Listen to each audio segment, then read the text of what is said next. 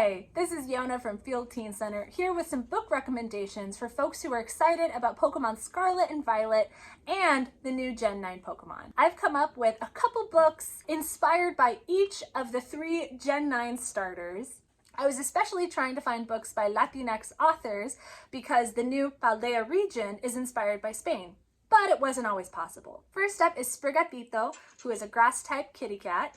And as a big fan of plants and tea and a cat owner myself, obviously this is the one I'm going to be choosing. First up is the graphic novel The Hazards of Love, Volume 1, The Bright World by Stanley. This is a story about a non-binary teen who is body snatched by a talking cat who boots them out of their life and into this really bright, colorful underworld called the Bright World, where they struggle to avoid being eaten by the monsters that live there and have to try to find work, which is really difficult when their name has been stolen from them. And the story echoes themes of immigration politics and what it means to be a good person or a person at all. Obviously, this story heavily features a cat, and although plants and plant magic don't feature into the plot directly, the art has a ton of really bright, colorful plants that I think Sprigatito would feel right at home in. This story is a little dark and spooky, but I think has a lot to love, especially for queer teens and Latinx teens. I also recommend A Magic Steeped in Poison by Judy.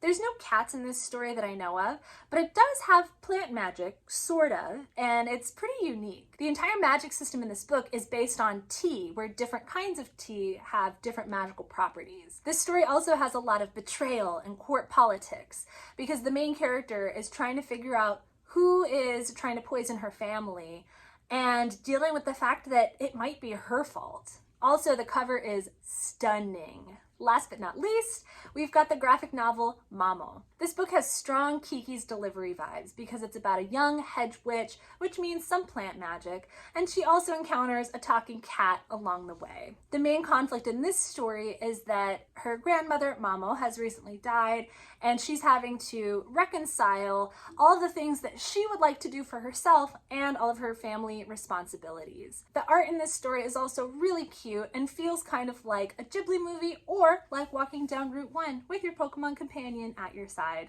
Next up is Fuecoco, who is sort of like a fire alligator.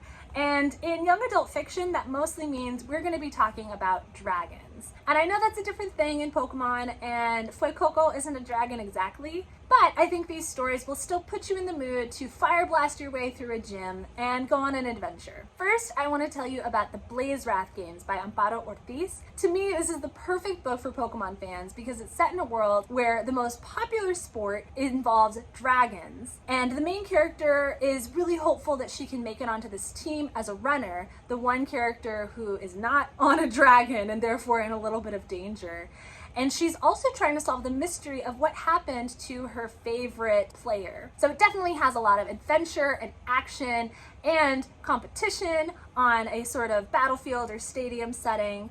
And it also involves making some heart-to-heart connections with these wild dragons that are tameable only to a select few. And if that's not Pokemon vibes, I don't know what else would be. You might also check out Fire with Fire by Destiny Soria. It's about 2 sisters who have been pitted against each other, and they're also both trained in fighting dragons.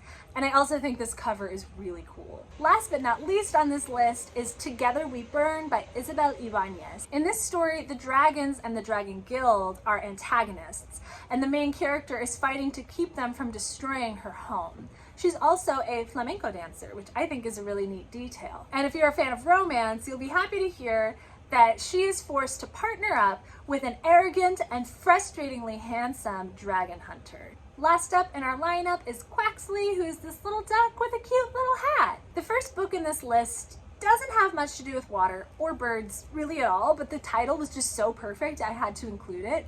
This book is Summer Bird Blue by Akemi Bowman.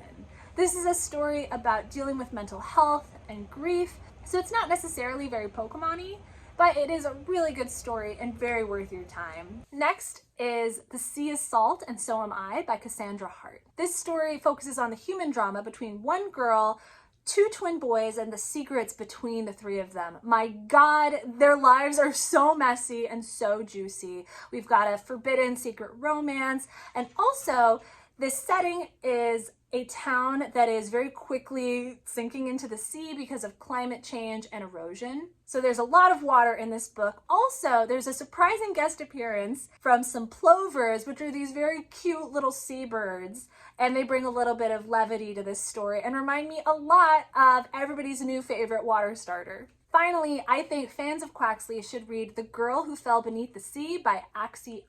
The entire book takes place underneath the sea, technically, because it's set in a world where every year a girl who is beautiful or talented or both is sacrificed to the sea god in hopes of appeasing him. And in order to rescue somebody else, the main character shoves aside the would-be sacrificial bride to the sea god, and she jumps over the side of the boat herself. Once she arrives in the kingdom under the sea, the main character learns that rescuing the sea god is going to be more complicated than she thought because he is trapped in a magical sleep. And like 2 seconds after she arrives, somebody shows up and takes her soul, which takes the form of a bird. And although he insists that this is for her own good and for the good of the sea god, she's not so sure. And if she wants to save the sea god from his magical sleep and therefore hopefully save her home from the terrible storms that are destroying it, she's going to have to work fast because there are a lot of people who not only would like for the sea god to just stay asleep, but there are also people who want him dead outright and her as well. This one has a lot of action and adventure and also a slow burn romance. If you're looking for more book recommendations or just want to tell us what your Scarlet and Violet team is going to be, get in touch with us because we'd love to hear from you. You can DM us on Instagram, you can email us, and of course you can always visit us in person at Field Teen Center. We're on the ground floor of Parkway Central Library at 1901 Vine Street, and we're open Monday through Friday from 1 to 5 p.m. These hours can change from time to time, so for the most up-to-date information and for any updates about special programs and events, be sure to follow us on social media and check our website. Thanks so much for watching, and I hope you find something great to read.